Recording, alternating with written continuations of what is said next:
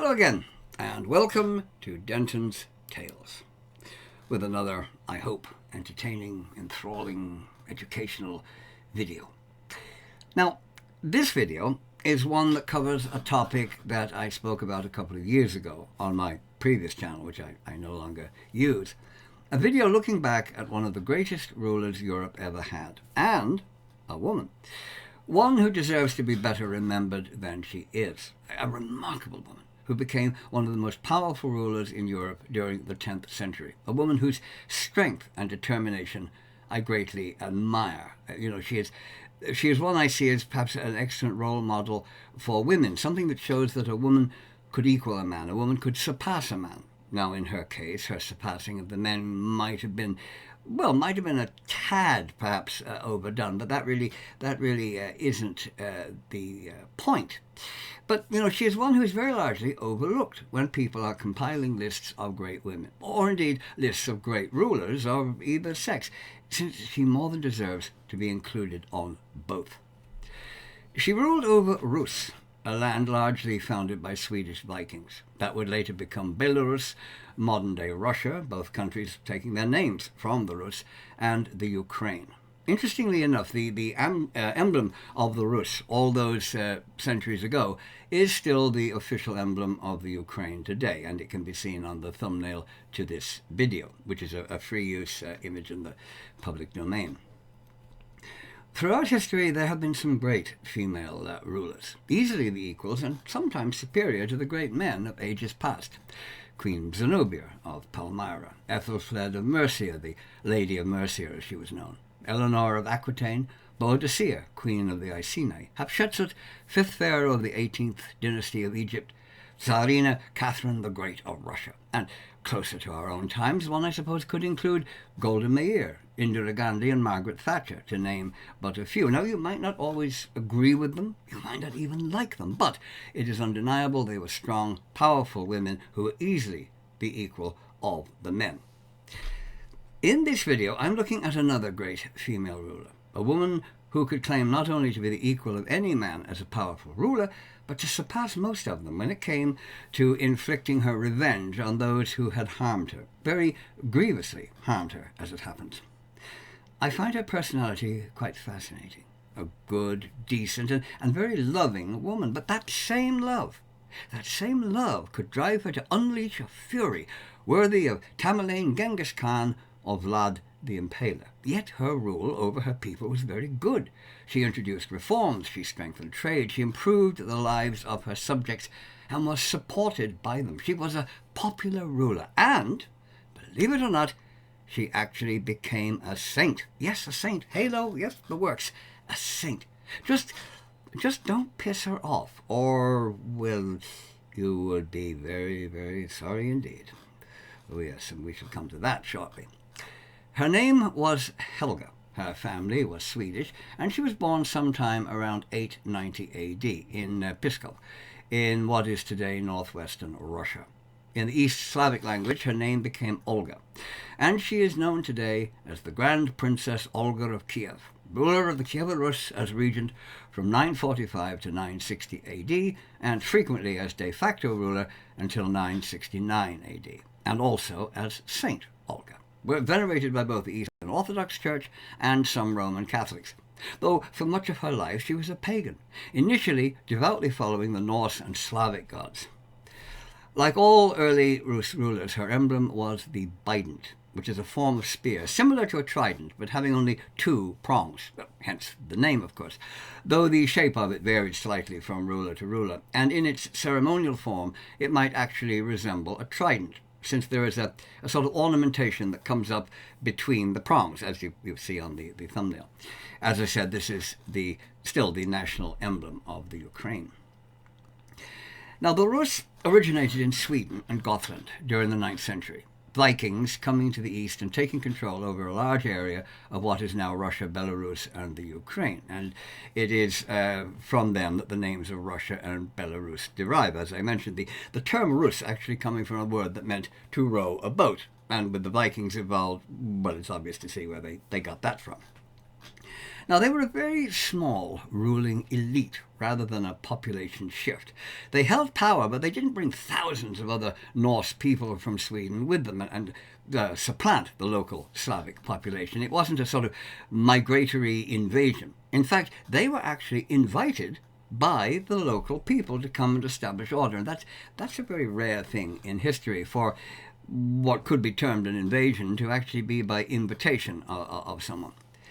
The Tale of Bygone Years, which is one of our principal sources of information about these early times, compiled in Kiev circa 1113 AD and often referred to as the Primary Chronicle, tells us that the local tribes were fighting among themselves. Law and order had completely broken down, chaos reigned, and eventually some of the leaders, well, they grew tired of it, and they decided to turn to Scandinavia for help. In 862 AD, it states, "They said to themselves, 'Let us seek a prince who may rule over us and judge us according to the law,' and accordingly went overseas to the Varangian Rus. And then they said to the Rus, 'Our land is great and rich, but there is no order in it. Come to rule and reign over us.' Thus they selected 3 brothers with their kinfolk, who took with them all the Rus and migrated." 2 of the Swedish Viking brothers actually died, but the third established himself as ruler in the new land, and the Vikings began to assimilate very quickly, eventually becoming just as Slavic as the land they ruled over. As Slavic, in fact, as they had once been Scandinavian, and ruling the mostly Slavic population of the new realm. The Scandinavian origin of the Rus is independently confirmed by one Lucius, the Bishop of Cremona, who had dealings with them while he was acting as an envoy to the Byzantine Empire during the 10th century, and he referred to them as Russi, who we call Norsemen by another name. That surviving brother, now he was a man named Herodokar, and he arrived initially in the town of Statia Lagoda, and then he went on to build the city of Novgorod in the same year, establishing himself as ruler.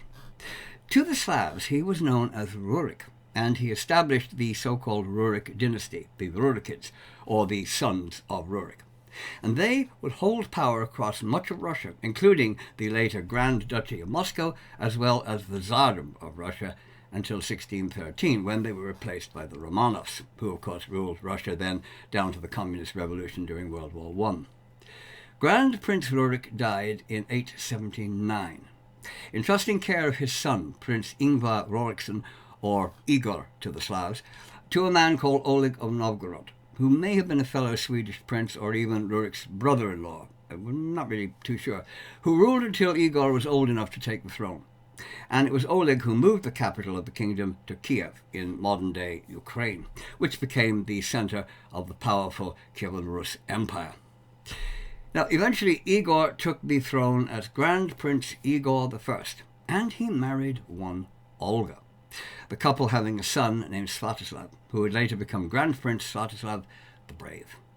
Now, before I go any further, we call them the Kievan Rus, but they never actually used that term, nor did anybody else at that time. In fact, it was only coined during the 19th century by a Russian historian, and they were simply the Rus. And that could refer to the people themselves or to the land. Rus coming to mean the land of the Rus as well as its inhabitants. In Norse accounts, the region was known as Gardariki.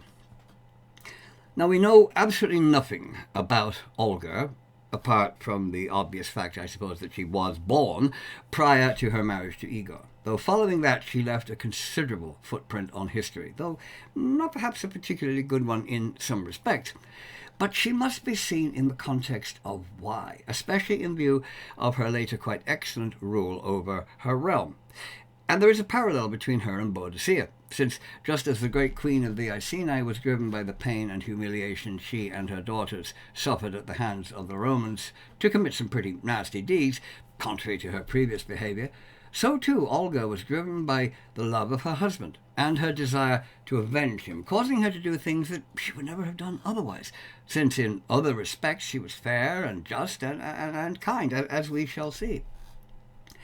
Now, in the year 945 AD, Grand Prince Igor travelled with a considerable military force to the city of Iskorostan, which is modern-day Kyrgyzstan in northern Ukraine, to levy the tribute he considered due to him from the Drevlians. Now, the Drevlians were a local tribe who had previously paid homage to the Rus, and they'd even joined them in military campaigns. But on the death of the previous ruler, well, they decided their obligations had died with him, and no tribute had been forthcoming for some years. Now, Igor didn't really agree with this state of things. Tribute was due, considerably overdue, in fact, and he wanted it. And what Prince Igor wanted, Prince Igor tended to get. Now, the Drevlian leader, one Prince Mal, he was not overly enthusiastic about paying up, but given the size of the Grand Prince's escort and the fact that he liked his head where it was supposed to be, on his shoulders, discretion was the better part of valor, and he very reluctantly handed over the required tribute. Now, that was fine. The tribute had been paid, reluctantly, of course, but paid nonetheless, and history would be completely different had Igor simply returned with it to Kiev. But on the way back, he had to think about this, and he decided, now hang on a minute, it had been unpaid. They'd never bothered to pay for all those years. He'd been too lenient with them, especially after them not giving any tribute for all those years, and being allowed to get away with it, year after year, giving nothing to Kiev. And he deserved a larger amount, obviously. Well, interest, you might say, on the unpaid tribute. So he turned back. He wanted that extra tribute, and he was going to have it. But, and this is the big but, he only took a small detachment of his men with him, sending the main body on with the tribute already collected. Oh, that was a very, very big mistake. Instead of handing over more tribute, Prince Mal gave himself a tax rebate, you might say, by simply killing Igor. The Byzantine historian Leo the Deacon, who wasn't actually born at the time, describes the gruesome event thus. They had bent down 2 birch trees to the prince's feet and tied them to his legs, and then they let the trees straighten again, thus tearing the prince's body apart. Half of Igor going in one direction and the other half going the opposite way. Yes, now there have been doubts cast as to the truth of the story since the tale of bygone years. It's not always totally reliable as to facts, sometimes embellishing them or, contradicting other accounts. And Leo the Deacon didn't come into the world till 5 years after the event. But whether he found himself in 2 places at once or just got his head lopped off or something sharp shoved through his guts, it is an established fact that Grand Prince Igor was dead. Yes, he was deceased, gone, no longer living, not here, went there or wherever he went. He was definitely dead. But the Drevlians, very pleased with themselves at avoiding paying any more tribute, made a decision which I think must rank as one of the worst decisions ever made in history, and one of the hardest to understand. You see, Olga's marriage was not simply the usual loveless, politically arranged union so common among royalty, where alliances and treaties meant far more than a couple's personal happiness. In fact, their happiness didn't even come into it. But she clearly loved Igor. This was a genuine love match, and her love for him was a factor they rather overlooked, and it would alter the course of history. They had no idea that they were just about to wake a sleeping giant and unleash the fury of a woman who would rival Boadicea in her savage vengeance. Now, since Sviatoslav was only 3 years old, and thus hardly fit to rule the kingdom, Olga would ascend the throne of the Rus as Grand Princess Regent, with all the powers her husband had held. But, you see, she was a woman. A woman.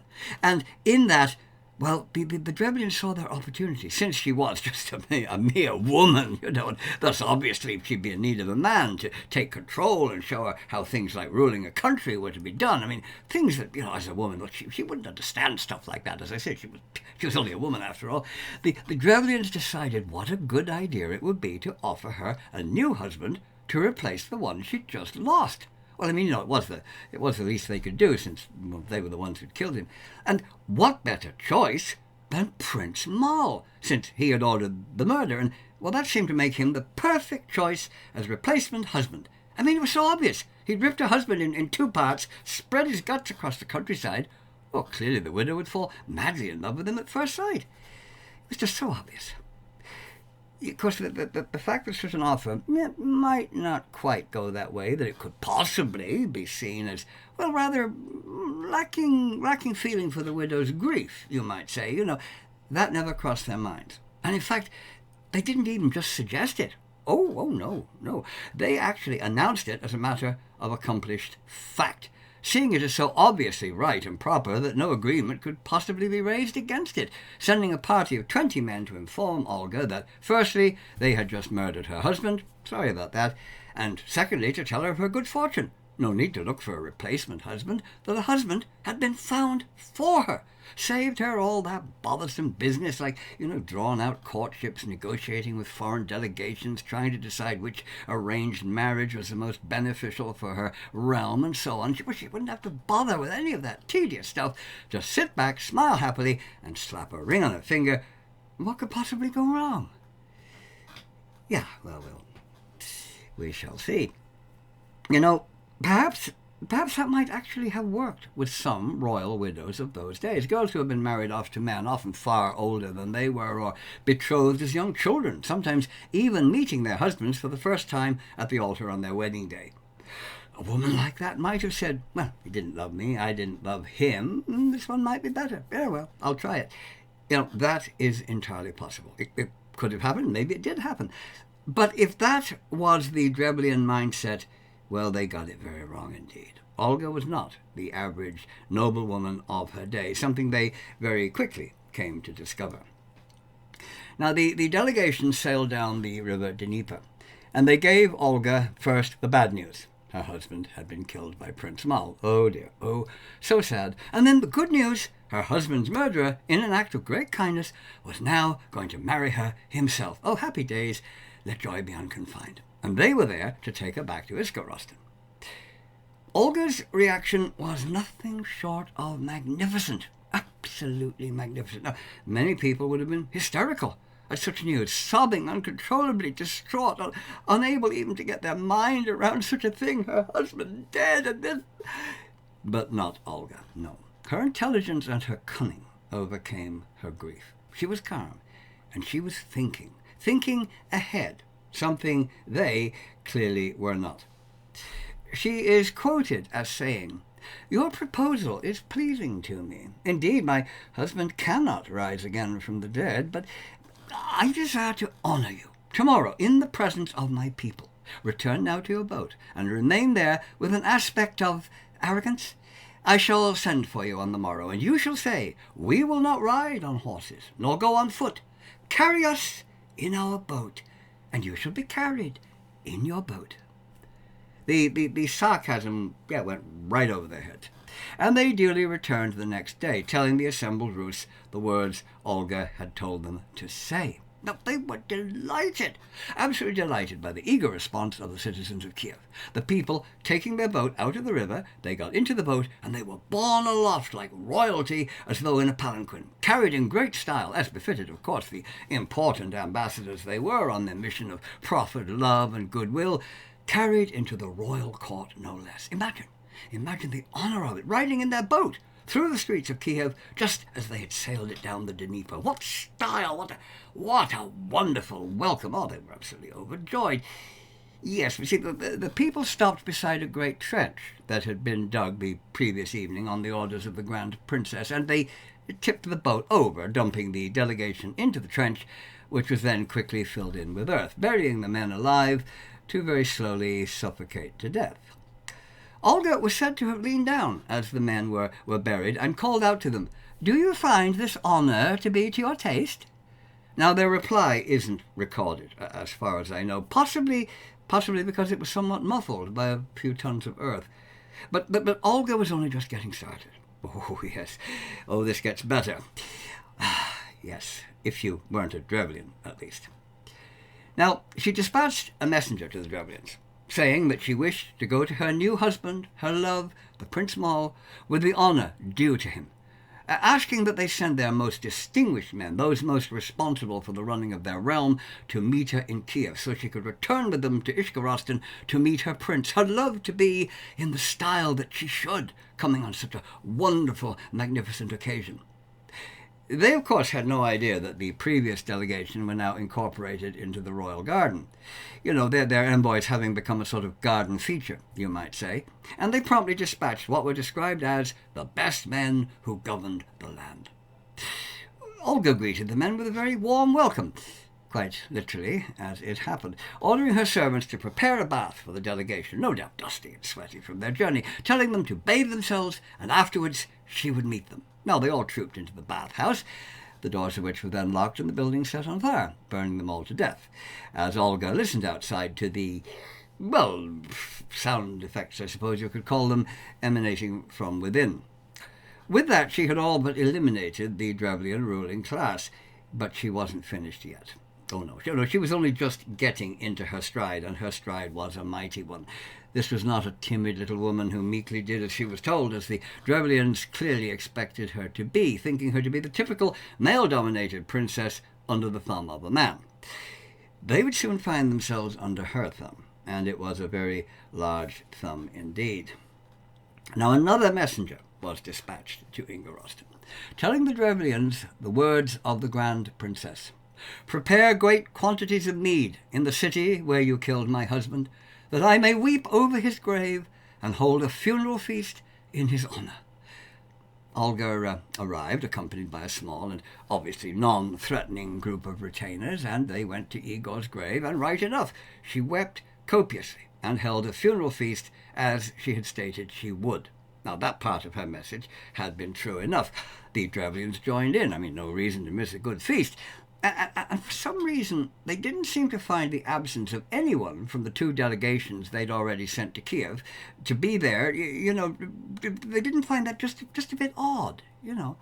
Olga apparently having left them all behind for some reason, despite her previously stated intention of returning with them, the reason that they'd all gone to Kiev in the first place, yet not even one of them had returned with her. As Alice says in Alice in Wonderland, curiouser and curiouser. That really should have told them something, raised a little red flag, so to speak. But I suppose people who think that telling a widow she's going to marry her husband's murderer is a great idea, probably they weren't really very smart. Anyway, the Drevlians were liberally supplied with drink. "Oh, your cup's empty. Here, let me fill it for you, right up to the brim again," sort of thing. When they were all well inebriated and lying around pretty much helpless, Olga ordered her followers, surprisingly sober for some reason, apparently they hadn't been drinking anything, she ordered them to kill them, and she herself went around personally supervising the slaughter to make sure they didn't miss anybody, which, according to the tales of bygone years, resulted in 5,000 Drevlians being killed. So, was that the end of it? Was Olga now satisfied with the revenge she had had upon the Drevlians? Oh, no, she wasn't done yet. Returning to Kiev to assemble her army and finish the job once and for all. The full, pent-up, anguished fury of Grand Princess Olga was about to be unleashed upon the Drevlians. Now, she led a strong Rus force into battle against the Drevlians, soundly defeating them in battle after battle and driving them back into their various towns, demanding tribute or death from them, and they, knowing now of her previous actions, wisely choosing the tribute option. I'm sure by that time just the sight of her Bident banner was enough to get compliance from most people, or at least those of them who wanted to stay alive.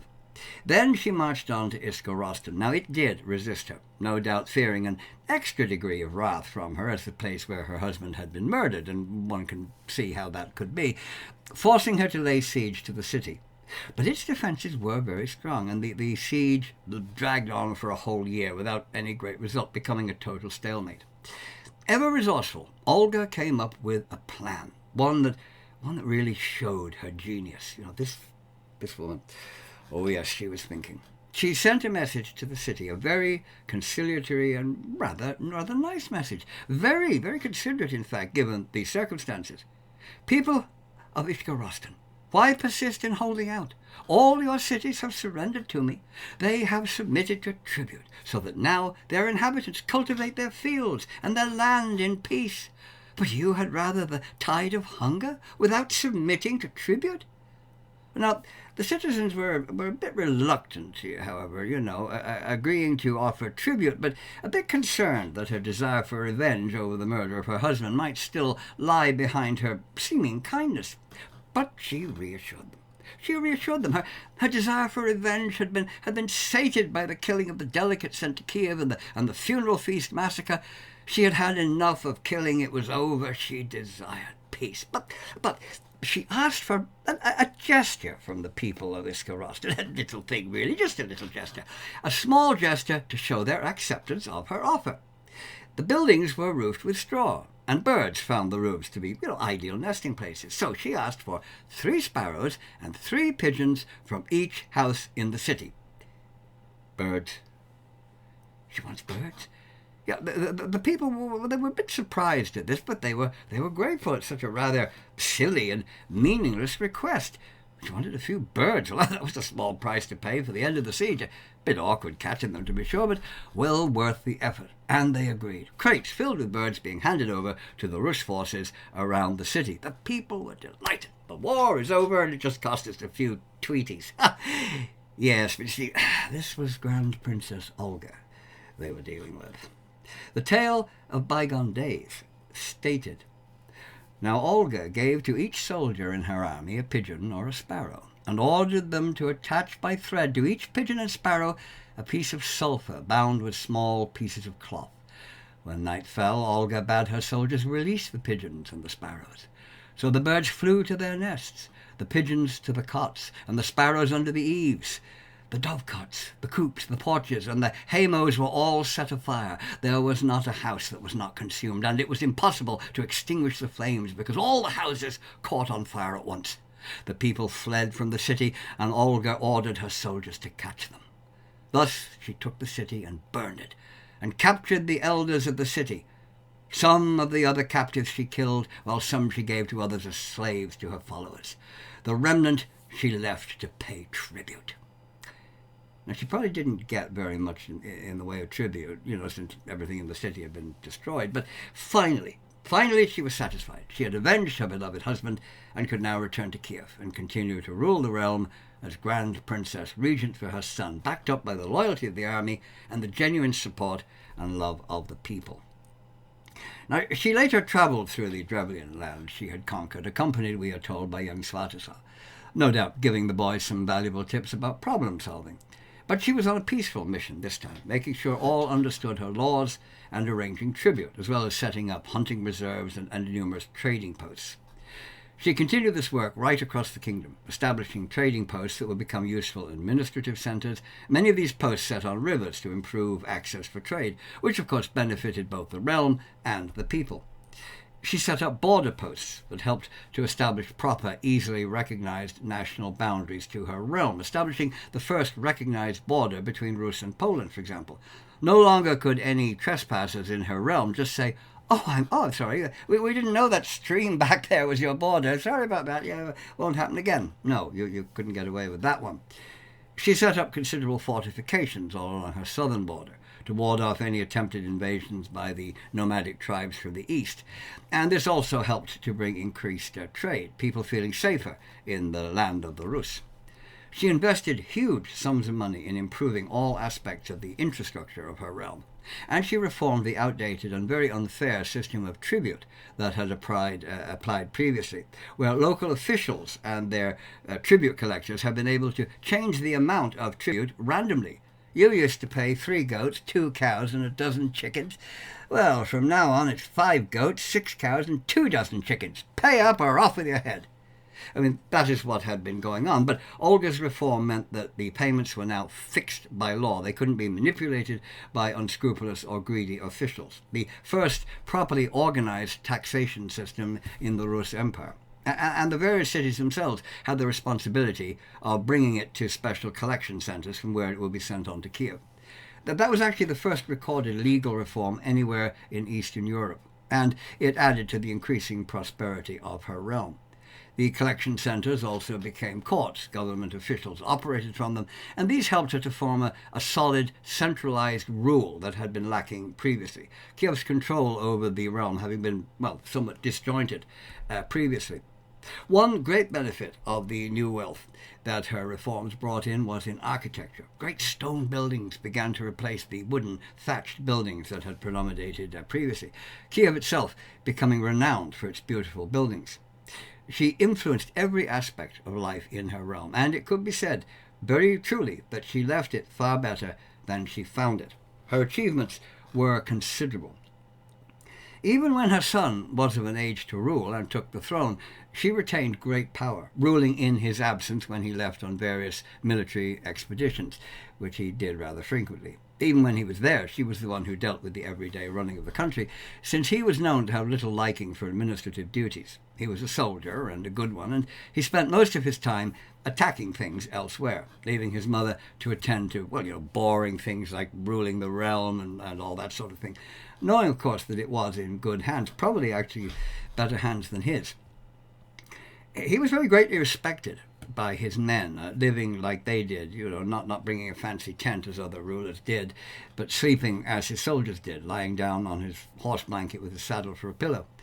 As Olga ruled the empire, Sviatoslav extended Kiev's authority over the Volga, opening up the Volga trade route that had been dominated by the Khazars, destroying the Khazar city of Sarkel, then did the same to their capital, Atil. One writer saying that after he left, no grape or raisin remained, not a leaf on a branch. He was obviously rather thorough. He opened trade routes to the Black Sea and was responsible for greater Slavic settlement in the lands that he subjugated. During one of his campaigns, Olga had to oversee the defense of the city during the siege of Kiev in 968 AD, though the strain of that seems to have affected her health, as we shall see. She was an old woman by then, at least 70 years old. She remained a widow to the end of her life, though she was frequently sought by members of the nobility, offering her their hand in marriage. But she rejected such advances. She had no desire for marriage, remaining true to the memory of her murdered husband. I must say I admire her greatly for that. And in fact, everything about her suggests a very fine woman and a superb ruler, albeit with a capacity for great anger if pushed to the brink. I see her a bit like David Banner, a.k.a. the Incredible Hulk, and I can almost hear her say, like him, "Don't make me angry. You wouldn't like me when I'm angry." No, you wouldn't. Oh, she might not turn green and all her clothes fall off, but you would be left in no doubt as to her considerable displeasure with you. Olga was, as I said, a pagan to begin with, a devoted follower of the old gods of her Scandinavian homeland and of the Slavic deities. But Christianity was gaining popularity across Europe during the 10th century, and sometime after 950 AD, she travelled to Constantinople, capital of the mighty Byzantine Empire, there to meet with Emperor Constantine VII. And while there, she was converted to the Christian faith, supposedly by the emperor himself. That did put her at odds with her son, since Sviatoslav still faithfully followed the old gods, and he very strongly disapproved of his mother's conversion, though he cared about his mother, and he made no attempt to stop her or punish her. Nor did he interfere with her subsequent activity to convert the Rus people, which, as Grand Prince, he could have done very easily. She was still Grand Princess, but he was now the official ruler, even though she actually did most of the actual ruling. The tale of bygone years went into some detail about Olga's conversion, the first ruler of the Kievan Rus to accept the new faith, and it positively gushed over her later work to spread Christianity to her people, stating that she shone like the moon by night, and she was radiant among the infidels like a pearl in the mire, since the people were soiled and not yet purified of their sin by holy baptism. I think it rather liked her. Now, on her meeting with the emperor, it had this to say. Olga came before him, and when he saw that she was very fair of countenance and wise as well, the emperor wondered at her intellect. He conversed with her, and remarked that she was worthy to reign with him in his city. When Olga heard these words, she replied that she was still a pagan, and that if he desired to baptize her, he should perform this function himself. Otherwise, she was unwilling to accept baptism. The emperor, with the assistance of the patriarch, accordingly baptized her. At her baptism she was christened Helena, after the ancient empress, mother of Constantine the Great. The patriarch then blessed her and dismissed her. Clearly Constantine had joined the multitude of men who desired to marry her. He obviously admired her physical beauty as well as her intellect, and a marriage to her would bring him considerable control, of course, over the Rus as well. But he underestimated her intelligence, much as he may have admired it, and she very, very cleverly outwitted him without causing him offence, which is a neat trick if you can do it, making him responsible for her refusal to accept his proposal. You see, her desire for baptism was twofold. Yet she wanted to convert to the new path, yes, but she also quite deliberately used it to forestall his marriage proposal, something clearly stated in the tale of bygone years. She asked the emperor to baptize her because, under the rules of the church, their spiritual link would make any sexual relations between them a form of spiritual incest. It is stated, after her baptism, the emperor summoned Olga and made known to her that he wished her to become his wife. But she replied, "How can you marry me, after you yourself baptizing me and calling me your daughter? For among Christians that is unlawful, as you yourself must know." Then the emperor said, "Olga, you have outwitted me." He gave her many gifts of gold, silver, silks, and various vases, and dismissed her, still calling her his daughter. Now, it's possible that the tale was embellished a bit. The emperor was already married at the time, but we really don't know how much is true and how much was added. That something happened seems likely, but exactly what is, of course, open to question. Nobility were not always faithful to their marital vows. We have no idea if he might have wanted a different empress or actually desired her as more of a mistress, a concubine than a wife. If he just fancied a quickie, a one-night stand, so to speak, or if he never mentioned it at all, but she just saw he was interested in her and used the baptism to prevent anything going further. There are conflicting accounts of the date of her baptism as well. Some sources say 957 in Constantinople, while accounts from that city claim she'd been baptized previously in Kiev in 955 and only took her baptismal name, Helena, after a second visit to Constantinople. Nor was she the first Rus to convert. There had been some Christians in Igor's service back in 945 AD, but she was the first person of any importance to do so. Her rank as Grand Princess gave a huge boost to those who were supporting the new faith.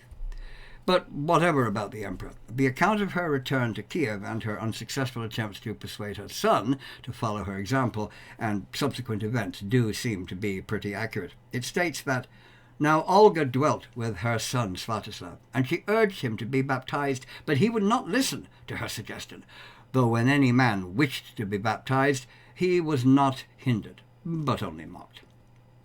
She argued with her son, saying that if he were to convert, his men would follow his example. They respected him, and they would follow suit. But he replied that they would just laugh at him. They would see him as weak if he abandoned the strong Slavic gods, suited to warriors, in favor of the clearly weak, turn the other cheek and love your neighbor, love everyone god of the Christians. There was a great deal of hostility towards Christians among the Rus, though it didn't seem to result in any great violence against them, in, stark contrast, I suppose, to the way Christians usually treated pagans. And of course, Svatoslav was well aware of that national feeling. He was opposed to Christianity himself, very much so. But we must give him credit. Not only did he clearly care very much about his mother, but he was also a fair-minded and a tolerant man, and he promised her that he would not attempt to hinder the new beliefs, nor to persecute any who might convert to those beliefs. His decision undoubtedly hastened the ultimate conversion of the Rus, unhindered as it was by royal interference, though it wouldn't be until the year 988 that the new faith finally gained the upper hand, with the acceptance of it by Olga's grandson, Grand Prince, Vladimir the Great. Olga took ill soon after the siege of Kiev. As I said, she was an old woman by that time, being at least 70 years old, and probably older, and it's possible the strain of the siege had taken its toll on her. The city had been in desperate straits. Starvation was taking its hold, and Olga had been forced to consider surrender. Svatislav's army was too far away to be of help, but eventually, by some trickery, the besieging forces were driven off, some of Olga's men making a show, and she going out of the city as if to meet her son returning, the enemy being tricked into thinking that Svatislav's army was approaching. She then sent messengers to him, and he hurriedly returned and defeated the invading army. But her health declined, and sensing that her end was near, she begged Sviatoslav, who had just told her that he was going to the Danube, to stay with her during her last days, which he did. And 3 days later, on the 11th of July, 969 AD, she died, greatly mourned by relatives and people alike. The tale of bygone years tells it thus. Sviatoslav announced to his mother and his boyars, "I do not care to remain in Kiev, but should prefer to live in the Palyashevets on the Danube, since that is the centre of my realm, where all riches are concentrated, gold, silks, wine, and various fruits from Greece, silver and horses from Hungary and Bohemia, and from Rus, furs, wax, honey, and slaves." But Olga made reply, "You behold me in my weakness. Why do you desire to depart from me?" For she was already in precarious health. She thus remonstrated with him and begged him first to bury her, and then to go wheresoever he would. 3 days later, Olga died. Her son wept for her with great mourning, as did likewise her grandsons and all of the people. They thus carried her out, and they buried her in her tomb. Olga had given command not to hold a funeral feast for her, for she had a priest who performed the last rites over the sainted princess. Thus passed one of the greatest rulers of the 10th century, or any other century for that matter. Although still opposed to his mother's faith, Sviatoslav granted her request, and he allowed her personal priest, one Father Gregory, to perform the Christian burial rites, and the pagan funeral feast was not held, as Olga had asked. She lay in Kiev until her tomb was destroyed by Batu Khan and his Mongol Tartar army in the year 1240. Grand Prince Sviatoslav must have felt that for all her efforts to spread her faith, building churches around the country despite the opposition of many of her people, his mother's efforts had been all in vain. Rus' attitudes to Christianity would never change. I'm sure he must have taken some satisfaction from that, despite his feelings for her, though he could never have imagined how the eventual fulfillment of her desire would come about, nor the one who would bring it about. He died in 972 AD. Ambushed as he returned from one of his many campaigns, and he was succeeded by the Prince of Novgorod, I should say, by his son Vladimir, who was illegitimate, conceived by Sviatoslav's housekeeper, in fact, and himself also a pagan, while Kiev went to his legitimate son, Yaropolk, as Sviatoslav had decreed. But in 796, Yaropolk and a younger brother named Oleg, Sviatoslav's second son, who ruled the Drevlians, they began a war over who ruled what, and in 977 Oleg was killed, while Vladimir was forced to flee to Scandinavia, where he got the assistance of King Håkon Sigurdsson of Norway, returning to Kiev with an army and taking the throne. He went on to unify the Rus realm right across modern-day Russia, Belarus, and the Ukraine to the Baltic Sea. And in 988 he finally abandoned his devotion to the Slavic gods, and he embraced Christianity, and by decree making it the religion of all the Rus, thus fulfilling his grandmother's dream of a Christian Rus nation. Though she had not herself actually brought it about, Olga's groundwork had undoubtedly been the cause of it, aided considerably by her son's decision not to oppose her, which was the pivotal point of the spread of the new faith across what would become Russia. Without Olga and Sviatoslav, the conversion of the Rus would have taken considerably longer, and the Church rewarded her for her efforts. In 1547, almost 600 years after her death, she was declared a saint by the Russian Orthodox Church, her feast day being July the 11th, the date of her death, and, appropriately I suppose, she is the patron saint of widows and converts, and she was further honoured with the title of Isapostolos, meaning equal to the apostles, given her efforts to spread the faith. That is how she is specifically referred to by the Eastern Orthodox Church as well as the Ukrainian Greek Orthodox Church, and St. Olga is venerated by all the churches that use the old Byzantine rite, which includes the Russian and Greek Orthodox, as well as the Greek Catholic Church, and also the Roman Catholic Church of Russia, who use the Latin rite. So how should Grand Princess Olga of Kiev be remembered today? This at first sight strange woman who was by turns loving wife, caring and efficient ruler, bloodthirsty killer, warrior princess, and holy saint, devoted to the Norse and Slavic gods, and then a passionate follower of the faith from distant Palestine.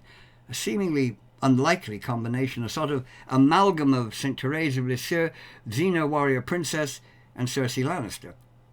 Well, you know, she deserves her place in history. She should be remembered as both a great woman and a great ruler, and she is sadly overlooked. Just the fact that a woman could rule over what would become Russia and hold such power in the 10th century is remarkable in itself. She governed well, from what we can determine. Her people certainly enjoyed far greater prosperity under her rule than previously, and she was liked by them. She was a popular and well-loved ruler, and she brought many improvements and benefits to her realm, and that is undeniable. I see a parallel between her and Boadicea. Both became rulers of their people on the death of their husbands. Both were not cruel or vindictive as such, but suffered life-changing events. In Boadicea's case, it was the Romans ignoring her father's will that left her his kingdom, taking her property, and publicly raping and flogging her and her daughters, while Olga suffered the murder of her husband and the incredible and humiliating insult of having the man who murdered him propose to her. In both women, their respective trauma ignited a rage that prompted them to actions that I'm sure neither of them would ever have imagined doing. Now, that may not justify their subsequent actions, but it makes them understandable, and in Olga's case, it was a temporary reaction that, subsided once her revenge had been accomplished. It did not scar her for life and leave her cruel and brutal ever after, ready to use similar brutality against anyone and everyone. There is nothing to suggest that she ever responded to anything with similar methods during the rest of her reign. She never burned anybody alive, nor did she burn any cities if they displeased her, while there is evidence that she ruled fairly and was well liked by her people, which would not have been the case if she was going around killing or burning a lot of them. Boadicea, of course, never got the chance to show how she might have ruled afterwards, since she died not long after being defeated by the Roman legions. So I suppose we have to see Olga and Boadicea in the light of the times they lived in, the things that influenced them and caused them to do what they did. Unfortunately, of course, the vast majority of those who fell victim to both women were completely innocent of any wrongdoing. The 100,000 or more Roman men, women, and children slaughtered by Boadicea had done nothing wrong whatsoever. Neither had the thousands killed by Olga. Only a handful deserved what she did to them, just as only the Roman tax collector and a few of his men deserved Boadicea's revenge. But a pent-up rage like that felt by both women doesn't stop to pick and choose, I'm afraid.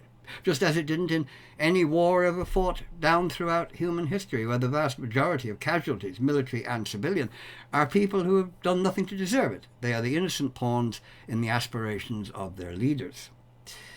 As I said at the start, it is unfortunate that usually when she is mentioned, it is only her violence that is highlighted. The killer saint, and such like a title's given to her. And everything else about her is ignored. Nor is it pointed out that her violence was a one-off response to a particular circumstance that was not repeated.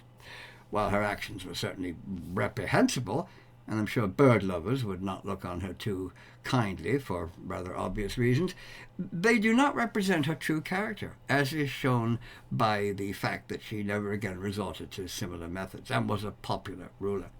The Rus enjoying prosperity and happiness under her rule.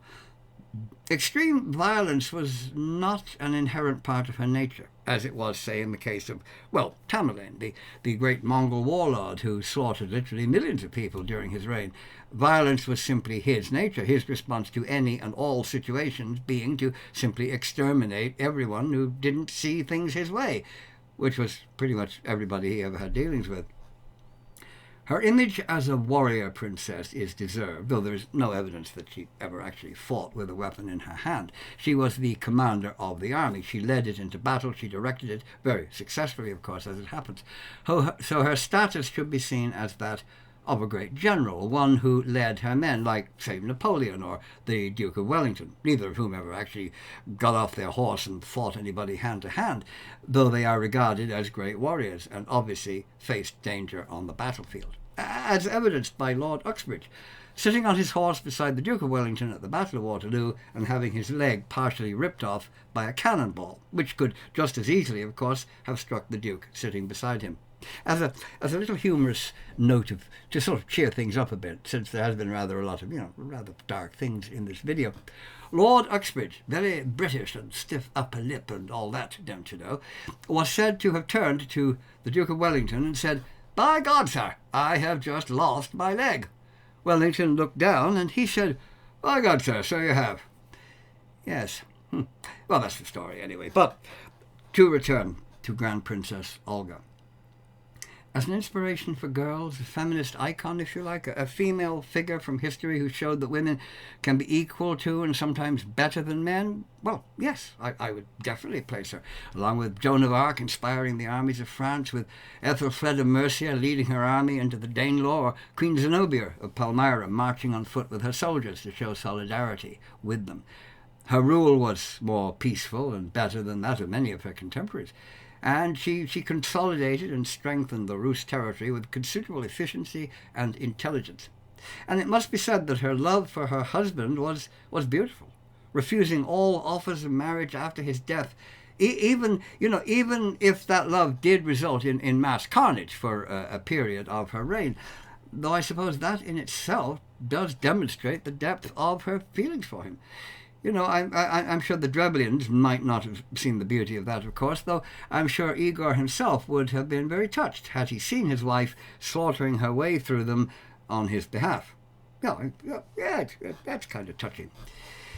Her greatness is, I think, well-deserved. To misquote Shakespeare, she bestrode Rus and the future Russia like a colossus. In 997, she was honored by the Ukrainian government when, by presidential decree, they established the Order of Princess Olga, to be bestowed on women for, as the citation puts it, personal merits in state, production, scientific, educational, cultural, charity, and other spheres of social activities, for upbringing children in families. And both Ukrainian citizens and foreigners are eligible to receive the order, which comes in three classes, first, second, and third. I don't know if it inspired the Ukrainians in 1997, or it was just a coincidence. The latter does seem unlikely, but there had been an imperial Russian order very, very similar to it, called the Insignia of St. Olga, established by order of Tsar Nicholas II in February 1913, though it wasn't officially approved until July of 1915, to commemorate the 300th anniversary of the Romanov dynasty. But it was only awarded once. The order was swept away by the Russian Revolution, along with everything else connected with the Tsarist regime. It was designated as an award intended only for women, quote, "in consideration of the merits of women in the various arena of public and community service, as well as to the deeds and works for the benefits of their neighbours." It came in three grades, the same as the 1997 one. Hardly, perhaps, a coincidence. Its purpose being so similar as well. I'm sure the Ukrainian one was inspired by the Tsarist order, which was intended to have the dates of the Romanov Empire's anniversary inscribed. February 21st, day 1613 to 1913. But due in part to the delays of actually implementing the award, it was only awarded once, to a woman named Vera Panaveva, a widow who'd lost 3 of her sons during the war. Though usually referred to as the Order of St. Olga, its official title was actually the Insignia of the Holy Saint Princess Olga. But we're not quite finished with orders dedicated to Olga, since the Moscow Patriarchate has its own decoration for women, the Order of St. Olga is Apostolos, the Order of St. Olga, equal of the Apostles. The first to receive that being Bariva Vaika Freiberger, the President of Latvia. So that concludes this look at the Grand Princess Olga. Loving wife, mother, grieving widow, mighty ruler, avenging warrior, organizer, benefactor, saint, a woman of many attributes, most of them very good, one quite beautiful, and another bordering on the horrific and worthy of Game of Thrones. A woman who earned her place on the pages of history, a woman who deserves to be remembered far more than she usually is, and remembered correctly. A remarkable and powerful figure, one who improved her country and brought benefits to her subjects, not just as a sadistic and vengeful person with a rather kinky taste in revenge. That misinformed image is not the real Grand Princess Olga. However you view her, she was magnificent. There is no denying that. She well deserves the monuments to her that one can see in the Ukraine today. There is actually a particularly fine statue of her in the city of Kiev. So, with that, all that remains for me to say is farewell until next time. I hope you enjoyed it. Bye for now.